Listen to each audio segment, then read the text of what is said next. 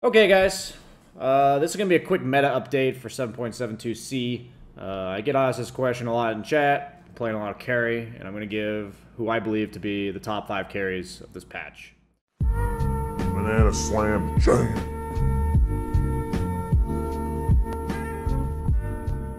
First and foremost, I believe Spectre. Feels like no matter what happens in the game, it's pretty hard to punish Spectre. Her weaknesses are that early game, can't really defend towers. The fast pace of last meta was too much for her. And even though they kind of nerfed her recently, it feels like you have two options. You go like the physical damage with like the Manta Diffusal, or you just go the ideal Radiance build. It feels pretty impossible to punish it. And obviously Spectre scales very well. They made her Desolate do more damage. Yeah, they removed the reduced vision on the hero, but it just feels like she has so many different builds to play and very few bad carry matchups. It feels like her only real bad carry matchup is Antimage. And even then it's winnable because you can go the whole Manta Diffusal build against him. Secondly, I'd go for Antimage. These aren't necessarily in order, but I am pretty confident about the top 5. Antimage just feels like he has really good matchups against a lot of the offlaners. It feels like the same thing for him as it is for Spectre, where early game he's going to get his Battle Fury. The pace of the game's slow enough that even though it may seem like there's a lot of skirmishes, a lot of fights, it feels like if you buy a Battle Fury, you're going to have 5 to 10 minutes to farm with it. And very rarely have I watched Antimages struggle to find that space. Yeah, it happens. Obviously, that's the weakness of the hero. But it just seems to happen less and less this patch. Next would be Faceless Void. I feel like Faceless Void, he just fits the meta so well for the same reasons Spectre does. He had a problem dealing with these early summons push lineups because of the long cooldown on Chrono. And because of the huge buff to Ags that he's received, the reworks of his talents, I believe his talent order is like way better now. I feel like you have two options of a build. You can go like these long drawn out fights with like the Battle Fury Manta Ags build, where you're just time walking on top of people and bashing them. Or you can go the Midas Mask of Madness MKB, BKB build, where you're just pure attack speed, BKB during Chrono, and just kill somebody full to 0. So, because the hero has like 2 different ways to play, and one of them makes it so you're no longer punishable for your long Chrono cooldown, it just feels like most situations he's really good. I kind of just avoid him against saves like Wyvern and stuff. Things that like if I Chrono their teammates, I can't guarantee to kill them. Simply because of saves in the back is when I'll generally avoid Faceless Void. And even then, you can still consider him because the Axe build doesn't really rely nearly as much on the Chronosphere. Next, I'd say Terrablade.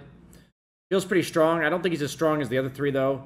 It just feels like he does decently against Spectre, does pretty well against Antimage, and overall, he just hits like a truck. The Metamorphosis buff was really nice, and kind of the same idea as these other 3, where his early game may be a tad weak, but usually you get that first item Dragonlance in a lot of games, and you can just freaking mow down some towers, and because the Metamorphosis doesn't slow you down anymore, it really does increase your early game survivability when it comes to like pushing a tower, and if the enemy team tries to gank you, you run away.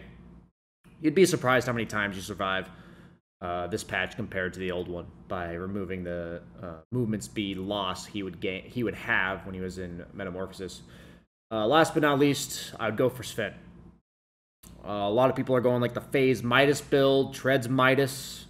I've tried Mask of Madness. Pretty much the same thing as these other heroes. I think the biggest buff to Sven was his long duration ultimate. It felt like the 25-second ultimate in the past was just, you saw the Sven ult, and it would be so easy to just wait it out. But now that extra 15 seconds, honestly an effectively 60% longer ult, is really hard to... You can almost build Sven to just ult, force a fight, and if the enemy team doesn't try to kill you immediately, you can just like go hit an objective, whether that's a tower, whether that's Roche. It really does just feel like Sven... that gave him a second way to play. He can go like, you know, Sanj and Yasha, Satanic AC, just be really hard to kill and hit shit for like 700 damage. Also, the Stormhammer Dispels talent gives him a lot of matchups that were previously bad, such as Necrophos and all these other Yule's builders that would be able to kite him a lot better and can't do so nearly as well. And I think another big buff to Sven was the fact that they removed the Prowler camp. Being an early ancient farmer, you used to like, if you got 2 Prowler camps, or even 1, you wouldn't be able to do a stack on Sven when you're like level 6 or 7. And now with the Prowler camp removed, you can always do the stacks once you have your level 6 ultimate.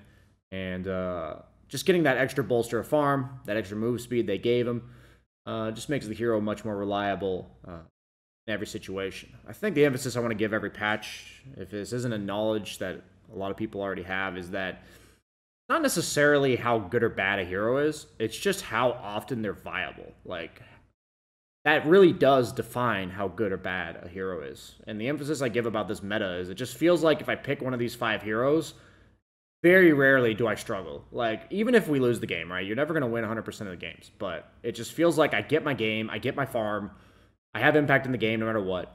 And that's the feeling of what it, to me, means the hero's pretty good. You know, I play Bloodseeker, get super farmed, do nothing, right? That's the indication to me that the hero might not be that great. Heroes like that doesn't mean they're not pickable, but they're not reliable, and they're not something you can just pick and expect to always have a good game. So those are my top 5 carries of 7.27C. Hope you guys enjoyed it.